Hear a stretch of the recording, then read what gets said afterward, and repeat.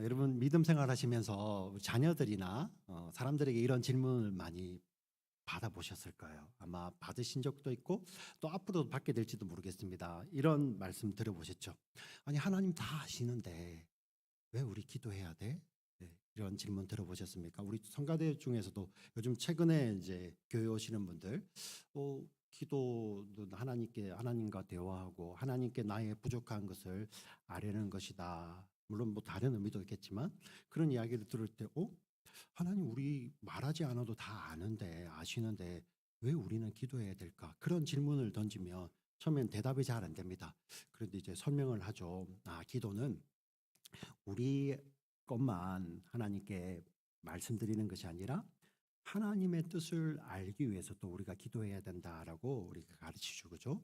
그러면 또 이런 질문이 생기죠. 그러면 그 기도만 하면 되지. 왜 굳이 하나님 저가 이렇습니다. 저의 부족함이 이렇습니다. 하나님 우리 가정이 이래요 하고 그것들을 다 가지고 가서 하나님께 기도해야 되나 하는 질문 앞에 여러분 어떻게 대답을 하실까요?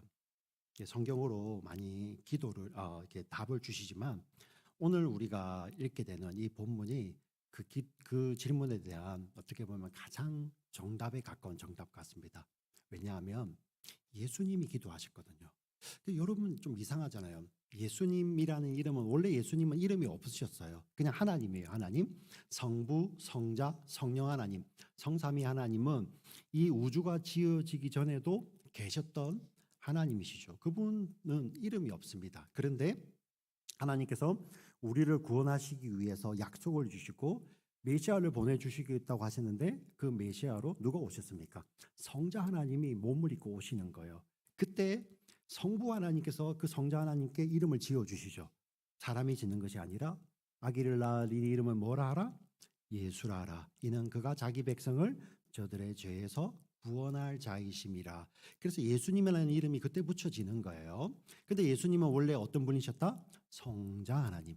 성부, 성자, 성령 하나님은 영원히 성삼일치세요. 이게 어떤 의미를 또 가지고 있냐면은 이 하나님은 그 안에 성삼위 하나님은 모든 생각과 모든 뜻을 다 공유하시는 분이세요. 그래서 성부의 마음과 뜻을 성자는 알고 계시고요. 성자의 마음과 뜻을 성부는 알고 계세요. 근데 이런 예수님이 이 땅에 계실 때 기도하셨어요. 기도. 그 기도를 통해서 우리에게 뭔가를 가르쳐 주셔서 그리고 그 내용들이 성경에 기록되어 있어요. 오늘 예수께서 삶으로 보여주신 이 기도의 교훈들을 우리 성도님들하고 찾아보기를 원합니다. 첫 번째로 등장하는 것이 바로 오늘 마가복음 1장 35절에 나왔던 새벽 오이려 미명에 아직 깜깜할 때 예수께서 일어나서 한적한 곳으로 가셔서 거기서 기도하셨다라는 표현이 나옵니다. 여기 새벽이 등장하죠. 마가복음을 읽어보시면 새벽이 나오고 그 다음 오늘 32절에 보면 저녁이 나옵니다. 저녁 32절을 보세요. 저물어 해질 때가 나오죠. 예수님의 일과가 등장을 하는 것 같습니다. 예. 그런데 이때는요 전기가 없던 시대잖아요. 예, 전기.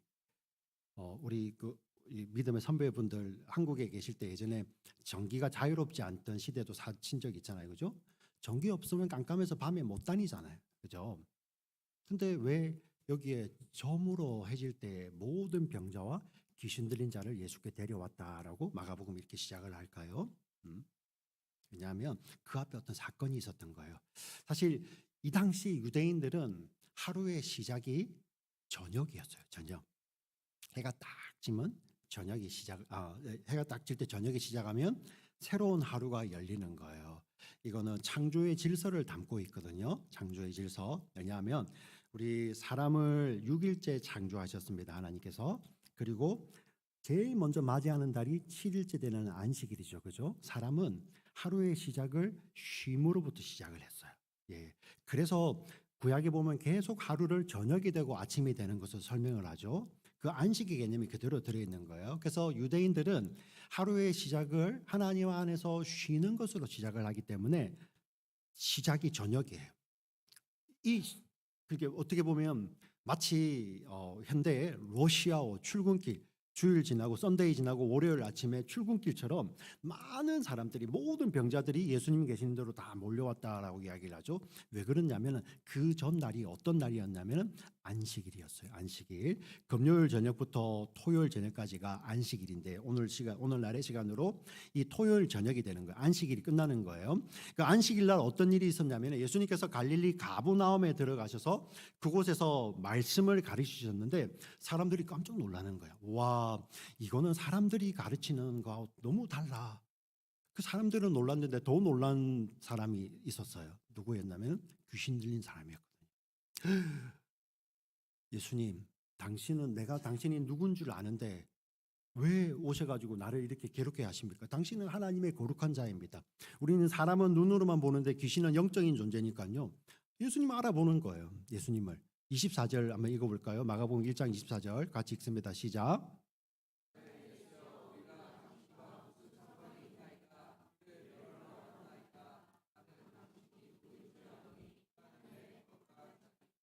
예, 아니 그냥 일반 사람이 아니고 귀신 들린 사람으로부터 귀신이 이렇게 예수님을 증거하면 요즘 말로는 게임이 끝난 거잖아요. 그죠? 진짜를 증명하잖아요. 그럼 예수님은 그것을 마치 사람들에게 내가 이 정도야. 예수님 그렇게 안 하세요. 이 귀신의 증거를 받으시고 예수님 그렇게 복음이 증거되지 안 하세요. 우리 25절부터 27절까지 읽어볼게요. 같이 읽습니다. 시작. 예수께서 꾸짖어 이르시되 잠잠하고 그 사람에게서 나오라 하시니 더러운 귀신이 그 사람에게 경련을 일으키고 큰 소리를 지르며 나오는지라. 다 놀라 서로 물어 이르되 이는 어찌미냐 권위 있는 새 교훈이로다.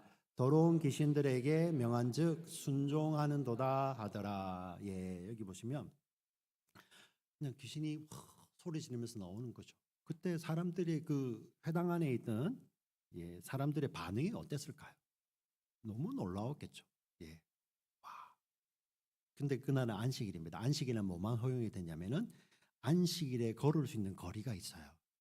그 거리에 회당을 중심으로 이 유대인들은 살고 있습니다. 그 이상을 걷지가 않습니다. 회당이 있으면 회당을 빙 둘러싸서 사람들이 살고 있는 거죠. 예. 거기만 안식일에는 왔다 갔다 할 수 있는 거예요. 안식일이니까 아무것도 못 하죠. 그죠? 그냥 마음에 와, 하겠죠. 그러면서 돌아가면서 오늘은 안식일이지만 어떤 마음이 있었을까요? 내가 이야기해야 되겠죠. 내가 가서 이야기해야 되겠죠. 가족들에게, 친지들에게 특별히 만약에 그 가족 중에 아픈 사람이 있거나 귀신 들린 사람이 있다면 어떻게 했을까요? 그 이야기가 퍼져나가지 않겠습니까? 28절이 그렇게 기록하고 있습니다. 같이 읽습니다. 예수의 소문이 곧 온 갈릴리 사방에 퍼지더라. 예, 쭉 퍼져나가는 것입니다. 그런데 그때는 어떤 날이었다고요? 안식일이었다고요. 안식일 규례가 있습니다. 안식일 규례는 누가 사람이 아프잖아요. 의원을 쓸 수가 없어요. 의원. 예. 병든 자에게 의원을 데려올 수도 없고 아픈 사람을 의원에게 데려갈 수도 없어요. 안식일이기 때문에. 그래서 예수님 이렇게 예수님이 안식일날 사람들을 고치니까 이 종교 지도자들이 예수님께 대들잖아요. 이 안식일인데 왜 고치냐고. 그때 예수님 하시는 말씀이 너희 중에 누가 너희 집에 기르는 짐승이 있는데 안식일에 구덩이에 빠져서 근데 그 구덩이에 빠진 짐승을 그대로 두겠느냐. 안식일이라고 너 건지지 않느냐. 근데 왜 사람은 못 고치게 너희들이 규례를 만들어. 이 하나님 주신 말씀이 아니에요. 우리는 안식일을 거룩하게 지켜요라는 것을 외적으로 보여주기 위해서 어떻게 보면 지킬 수 없는 것들을 다 만들어 놓고 사람들을 막 이렇게 옥죄고 있는 거죠. 자유함이 없죠. 예. 그게 이제 그대로 녹아져 있는 겁니다. 그래서 이제 안식일이 딱 끝나자마자 30일들이 등장 안 하는 거예요. 안식일이 딱 끝날 때 이런 일이 32, 33절을 같이 읽습니다. 마가복음 1장 32, 34 같이 저물어 해질 때 모든 병자와 귀신 들린 자를 예수께 데려오니 온 동네가 그 문 앞에 모였더라. 예, 여기 모든 병자들이라고 이야기를 하잖아요. 여기 모두는 많다는 뜻도 갖고 있고요. 또 어떤 의미냐면은 예수님께 나온 모든 병자들 그 의미가 갖고 있어요. 그 사람들을 예수님은 보시면 자신에게 나온 사람은 누구도 돌려보내지 않습니다. 자신에게 나온 사람들은 누구도 돌려보내지 아니하시고 예수님 어떻게 하시냐면 34절을 같이 읽겠습니다. 예수께서 각종 병이든 많은 사람을 고치시며 많은 귀신을 내쫓으시되 귀신이 자기를 알므로 그 말하는 것을 허락하지 아니하시니라. 예, 저녁부터 이 수많은 사람들이 몰려왔는데 우리는 성경을 읽다 보면 느낄 수 있는 것이 뭐냐면 예수님은 항상 자기의 능력을 가지고 이렇게 능력을 전해주는데 목적이 있는 것이 아니라 예수님이 이 땅에 오셨을 때는 그 능력의 하나님이 이 땅에 뭐하러 오셨다고요? 공감하기 위해 오셨거든요. 아픈 자들과 함께 하셨어요. 히브리서에 보면 예수님은 우리와 함께 아픔을 같이 하는 공감하는 우리와 똑같은 대제사장이라고 말씀을 하시죠. 그 말씀은 무엇이냐면은 자 위중한 사람들, 자 많이 아픈 사람들, 자 경상자들 이렇게 분류해 놓고 예수님께서 자 여기는 내가 강한 능력을 줄게 쫙 주관점이니까 이렇게 안 하신다는 거예요. 예수님. 우리 성경을 볼 때마다 놀라운 게 예수님이 각자 한 사람 한 사람을 만나 주시고 그 사람의 아픔을 함께 하시죠. 네. 지금 그 내용이 여기에 있는 거예요. 그래서 모든 병자들을 고쳤다는 것이 예수님이 한 사람의 예외도 없이 예수님께 나온 모든 아픈 사람들, 귀신 들린 사람들을 예수님께서 고쳐주시다는 것이죠. 그게 저녁부터 시작을 했습니다. 시간이 얼마나 갔을까요? 우리는 알지 못하죠. 근데 우리는 상상할 수 있죠. 오랜 시간이 지났을 것을. 그죠? 뭐 질서라도 있었겠습니까? 그죠? 그런데 그때 예수님께서 한 사람 한 사람을 다 고쳐주시니 이제 밤이 되었습니다. 예수님도 몸을 입고 계시니까 주무셔야 되죠. 자, 사실 누군가를 상대해서 이렇게 함께 공감하고 하는 것이 쉬운 게 아니에요. 몸이 아주 힘듭니다. 그러면 그 예수님 밤늦게 주무시고 다음날 아침까지 편하게 주무신다고 누가 뭐라고 하겠어요? 근데 예수님 너무 신기하죠. 오늘 32절에 보니 새벽에 프로이라는 헬라어가 있는데 이것은 새벽 3시부터 6시를 이야기합니다. 동트기 전에 3시간을 이야기하는 것이 35절. 동트기 전에 3시간, 이게 새벽인데요.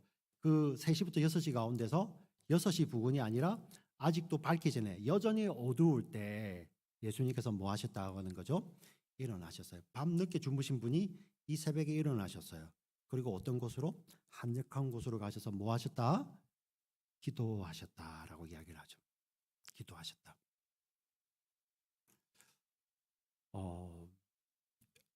이 우리 마가복음은 사실 구조를 가지고 어떤 메시지를 전달을 하거든요. 보면 32절에 모든 병자들이 몰려왔다고 이야기를 합니다. 그리고 35절에 예수님 기도하셨죠. 그리고 36절, 37절에 보면 시몬과 예수님의 제자들이 와서 예수님께 말하는데 모든 사람이 예수님을 찾습니다. 36절, 37절 같이 읽겠습니다. 시작.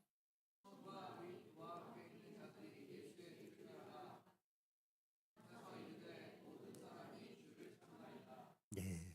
자, 모든 사람, 모든 병자들 이야기하는 것은 지금 예수님 주위에 많은 사람들이 지금 몰려드는 거예요. 그죠? 많은 사람이 몰려들고, 자, 예수님께서 고치셨잖아요. 이제 모이는 모든 사람들은 병자들도 있겠지만 예수님의 능력이 신기해서 아니면 자신들의 내적인 어떤 소원이 있겠죠. 그죠? 그걸 가지고 예수님 한번 만나보려고 아니면 그런 거 없어도 그냥 사람들이 몰려가니까 막 몰려오는 사람들 있죠.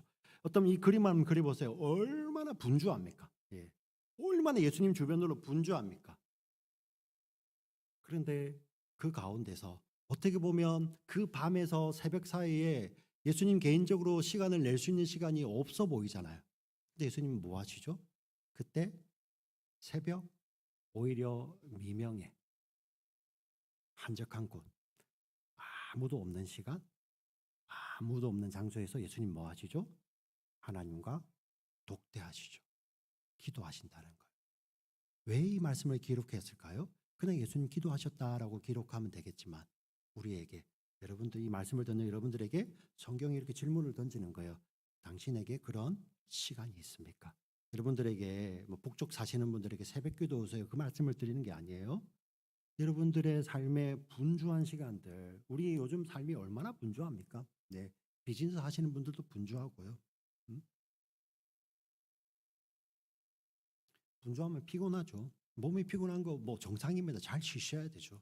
근데 진짜 중요한 것은 그 그 시간 가운데 당신에게 새벽, 오히려 미명, 아무도 없는 시간, 사람들의 방해를 받지 않는 한적한 곳이 당신의 삶 속에 있습니까? 라고 지금 질문하고 있는 거예요.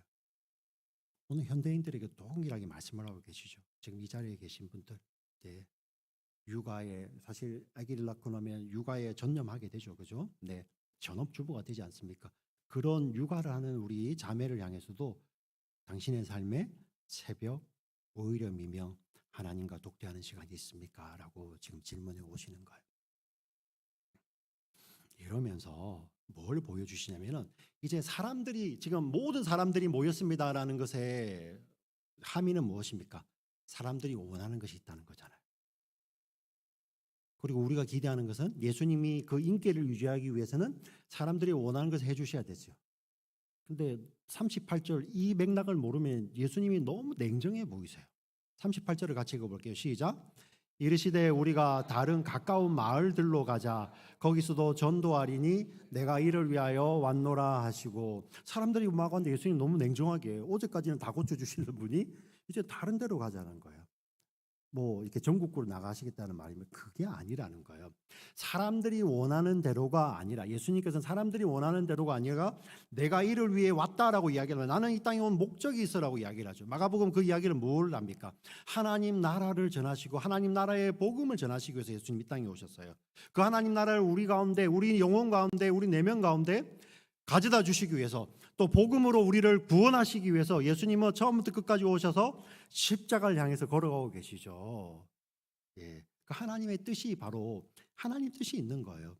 예수님이 이 땅에 오신 이유가 하나님의 뜻을 이루기 위해서 이 땅에 오셨죠. 그것을 예수님 원래를 알고 계시죠. 근데 몸을 입으신 예수님이 뭘 하십니까? 그 바쁜 와중에 분주함 가운데 한적한 시간, 한적한 곳에서 하나님의 뜻에 초점을 맞추는 기도하고 있다는 것입니다. 여러분들에게 묻습니다. 얼마나 분주합니까? 학생들 진짜 분주하죠. 네, 시간이 그냥 금방 쑥쑥 가잖아요. 근데 여러분들 위해서 자기 생명을 주시는 우리 하나님이 오늘 너 나와 만날 수 있는 너의 삶 가운데서 아무도 없는 시간, 아무도 없는 장소에서 나는 너를 기다리는데, 그 말씀을 하고 계시는 거예요. 새벽에 우리가 예수님을 찾아가고 하나님을 찾아가는 것 같지만 시편 46편 5절에 보면 새벽에 하나님이 거기에서 도우시기 위해서 기다리고 계세요. 새벽 예배만을 말하는 것이 아닙니다, 학생들. 네, 저녁 시간도 괜찮습니다. 하나님의 뜻에 초점을 맞추는 삶으로 드리는 예배를 보여주셨죠. 이게 첫 번째입니다. 자, 두 번째 기도를 예수님께서 삶으로 보여주신 것이 언제냐면, 바로 두 번째는 예수님께서 제자들을 부르실 때예요. 자, 누가복음 6장 같이 말씀 같이 읽겠습니다. 12절부터 13절 같이 읽습니다. 시작.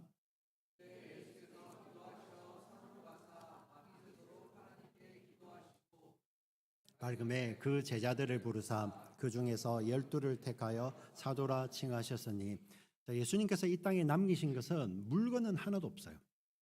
예수님은, 예, 예수님은 물건은 하나도 안 남기시고 예수님 뭐만 남기셨죠? 사람들, 제자들만 남기셨죠.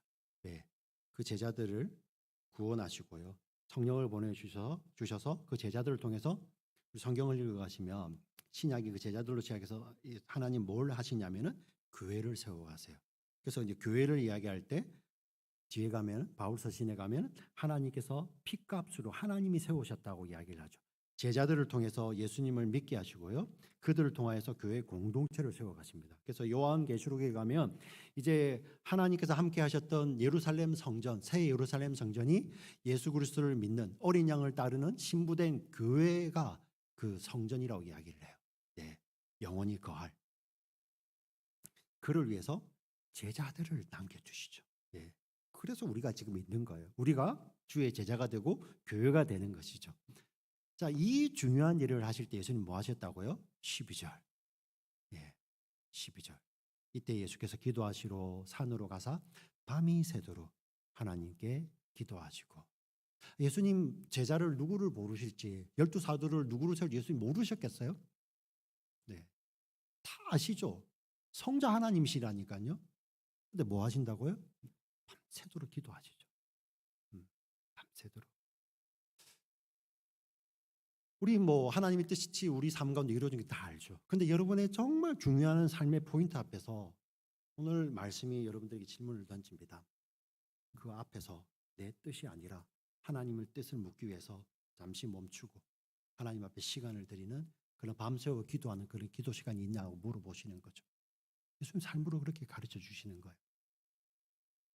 아이고, 예수님이니까 잠 안 주무셔도 뭐 괜찮지. 아니에요. 예수님도 피곤하시고요. 예수님 사실 보시면 배에서도 주무시잖아요. 피곤하셔가지고. 피곤하셔서. 제자들이 놀래잖아요. 우리가 다 죽게 되었는데 예수님 이렇게 주무시고 계십니까? 예수님 피곤하셨기 때문에. 그래서 예수님 너무 좋죠. 우리와 똑같이 경험하시고 체험하시는데도 절대 우리를 거절하지 않으시니까. 그 가장 중요한 사건을 앞두고 예수님이 이렇게 기도하신다는 것입니다. 오늘 우리를 향해서도 여러분들은 어떻습니까? 이때는 새벽 시간과 다르게 오히려 하나님께 좀 부르짖어 기도했겠죠. 그래서 여러분들 기도의 묘미를 보셔야 돼요. 네, 때로는 하나님 앞에 와서 부르짖어 기도하는 기도, 왜 하나님 앞에 엎드리는 거니까요. 그런 기도가 필요합니다. 네. 또 때로는 정말 조용히 잠잠하며 하나님의 뜻에 초점을 맞추는, 마치 바람 소리도 안 들리는 것처럼 고요한 공간에 하나님과 나와의 독대의 시간. 예. 이게 어떤 것이 옳다 이게 아니에요. 우리의 인생이 얼마나 다양합니까? 네. 너무 바쁘고 소란스러울 때 어떻게 해야 됩니까? 멈추시고 그곳에서 조용한 독대의 시간이 필요하죠. 네. 또 한편은 어떻습니까? 그냥 내가 몰입해서 이건 너무 중요하니까 혼자 막 달려갈 때 있잖아요. 그때 어떻게 해야 되죠? 하나님 앞에 나와서 주여 저의 연약함을 압니다. 하나님 앞에 엎드려 간절히 기도하는 시간. 그래서 새벽에도 때로는 고요하게 기도하지만 때로는 하나님 앞에 나와서 간절히 부르짖어 기도하죠. 근데 저희들은 이제 수요일, 토요일 날 간절히 부르짖어 기도하는 이유가 현대인들이 그 기도를 너무 안 하거든요. 그래서 목사가 목이 터져라 기도하는 거예요. 안 쉬워요.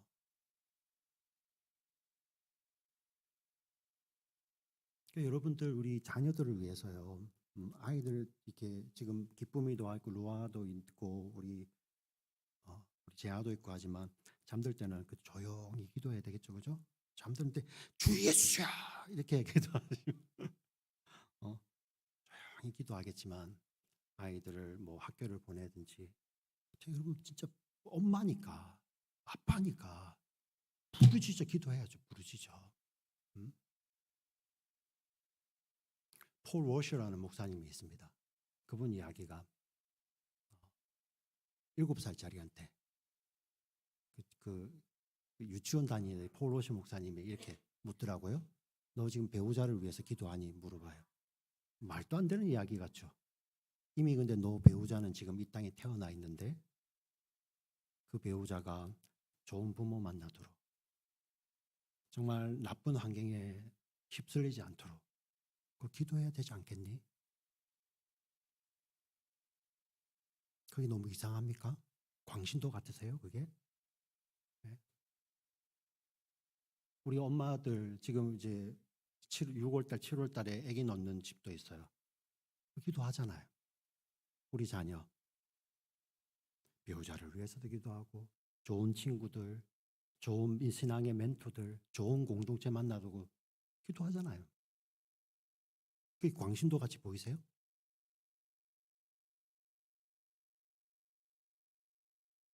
인생에 진짜 중요한 것을 두고 하나님 앞에 부르짖어 기도할 수 있는 여러분 산이 있는지 예수님 직접 보여주십니다. 세 번째 언제 기도하시냐면은 5천 명을 보리떡 5개에 물고기 2마리로 먹이신 이후에 기도하십니다. 마태복음 14장 마태복음 말씀이죠. 20절부터 24절까지 말씀을 같이 한번 읽어보겠습니다. 크게 한번 읽을게요. 마태복음 14장 20절부터 24절 같이 크게 시작.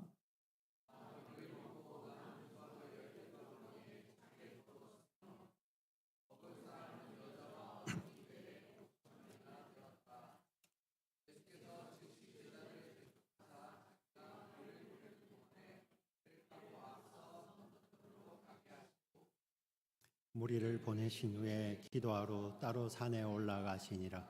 저물매 거기에 혼자 계시더니, 여기도 예수님께서 혼자 기도하시네요. 네. 이때가 언제냐면은 보리떡 5개와 물고기 2마리로 5천 명을 먹였어요. 예. 사람들 난리가 났겠죠. 근데 갑자기 예수님께서 제자들을 재촉해서 빨리 바다로 들어가라, 배 타고. 그리고 항상 예수님 같이 다니셨는데 예수님은 제자들만 보내시고 예수님은 뒤에 산에 기도하러 가십니다. 이 장면을 조금 더 요한은요 근접해서 봤고, 또 요한은 이 예수님이 하나님이신 것을 증거하시기 위해서 이 내용을 좀 더 자세하게 설명을 합니다. 요한복음 6장 13절부터 15절 같이 읽습니다. 시작.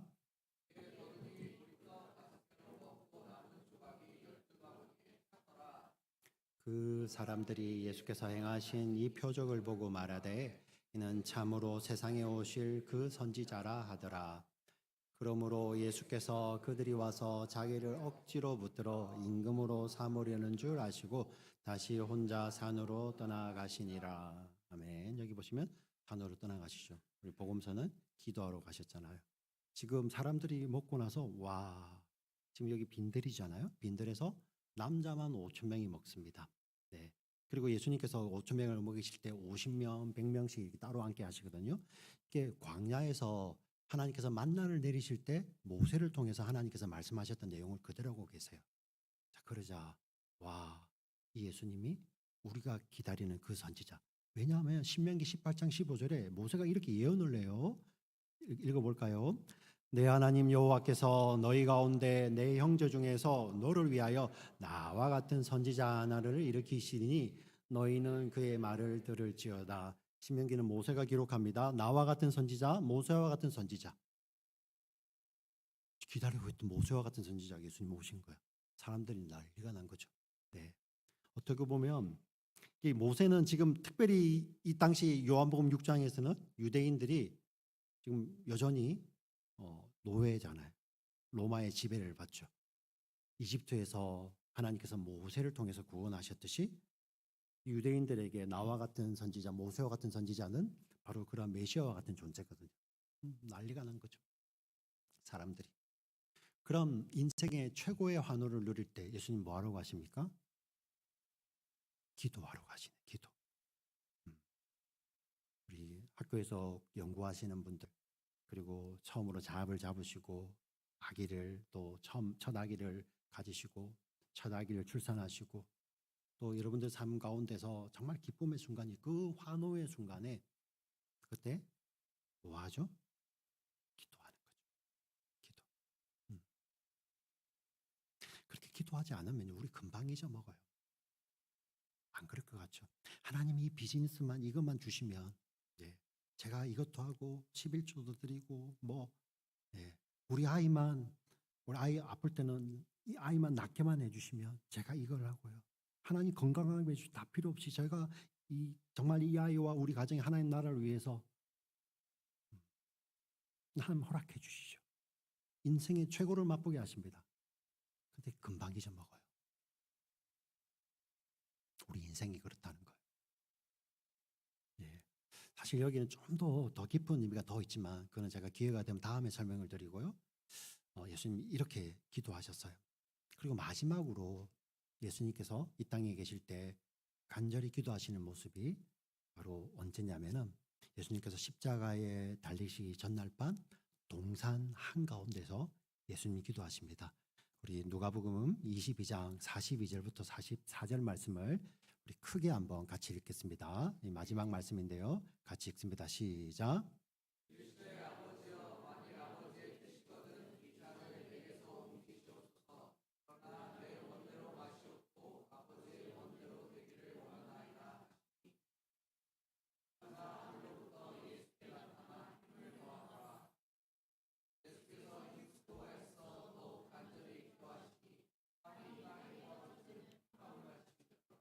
네.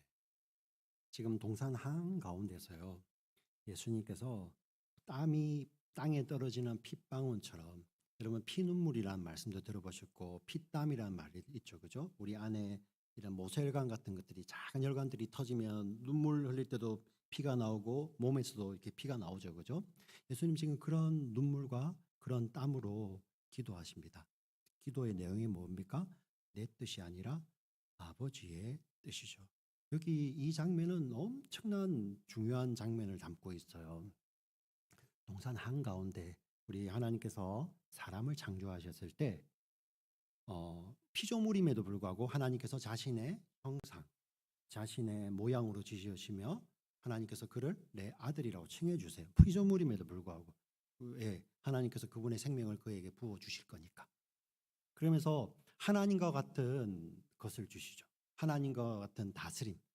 이 하나님을 대신하여서 통치 대행자로 우주의 통치자로 삼아 주시죠. 사람을요. 근데 그것을 어떻게 누릴 수 있었어요? 하나님 모든 걸 다 주십니다. 동산에서 먹고 싶은 것도 다 먹게 하시고 부족함이 없어요. 그때 거기는 뭐 에어 컨디션도 필요 없을 것이고 부족함이 없습니다. 한 가지 하나님 말씀하셨죠. 동산 가운데에 있는 선악을 알게 하는 나무는 먹지 마라. 열매는 그것을 먹는 날에는 네가 뭐 할 것이다? 정령 죽을 것이다. 이 말씀은 그거를 먹으면 너를 죽이겠다는 것에 초점이 있는 것이 아니라 나는 너의 생명은 나로부터 오는데 나의 말씀에 하나님의 말씀에 순종함으로써 이 모든 것을 누리는 거야라는 것이 선악과의 의미예요. 예. 근데 우리 사람이 어떻게 하죠? 예. 아무것도 부족함이 없는 가운데서 단 하나 달랐잖아요. 우리는 피조물, 하나님은 창조주. 근데 마귀가 딱 그거 유혹하잖아요. 네가 뭐처럼 될 것이다? 하나님처럼 될 것이다. 라는 말에 순종 대신에 뭐 하죠? 불순종하잖아요. 그 우리 인류 최초의 아담과 하와의 불순종으로 말미암아 이 땅에 죄가 들어오고 죄의 삭은 무엇이라고요? 사망이죠. 영벌이죠. 예. 그래서 아담 이후의 모든 사람들이요 영벌을 향해서 달려가고 있는데 그게 동산 한가운데서 벌어진 일이에요. 지금 동산 한가운데 영원히 삼위일체셨던 하나님이 사람으로 오셔가지고 그곳에서 하나님처럼 되기 위해서 나무의 실과를 먹었던 그 인간들을 위해 하나님이 그 저주의 나무에 달리시기를 앞둔 그 저녁 밤에 그 밤에 하나님 아버지 내 뜻대로 마시고 아버지 뜻대로 하시옵소서. 네. 하나님이 이 땅에 오셔서요. 하나님이 우리 인류를 구원하시기 위해서 그 저주의 십자가 나무로 가시는데 거기서 뭘 하시죠? 내 뜻이 아니라 아버지 뜻을 이야기하는 거예요. 네. 그분의 순종으로 말미암아 그곳에서 영원한 생명이 열리는 거죠. 우리가 이 자리에 나와서 오늘 11시에 성가대를 하기 때문에 우리가 구원받는 거 아니에요. 우리가 헌금을 드리기 때문에 구원받는 거 아니에요. 네. 그 예수님을 믿어서 구원받는데요. 그 믿음의 열매로서 우리가 성가대 하잖아요. 할렐루야. 성가대 자신이 없습니까? 할렐루야. 네, 네. 우리 믿음의 치들 그 예수님의 철저하게 자기 죽이시는 낮추시는 그 순종으로 말미암아 우리 생명의 문이 열린 거예요. 생명의 강이 흐르는 거죠. 그러면서 뭘 보여주십니까? 순종을 통해서 하나님은 이 땅의 모든 것을 이루어 가세요. 근데 우리 인간의 본성으로는 순종할 수 있다 없다? 못한다 없다. 아무것도 부족함이 없는데도요. 단 하나 그것도 못해요. 인간의 본성이.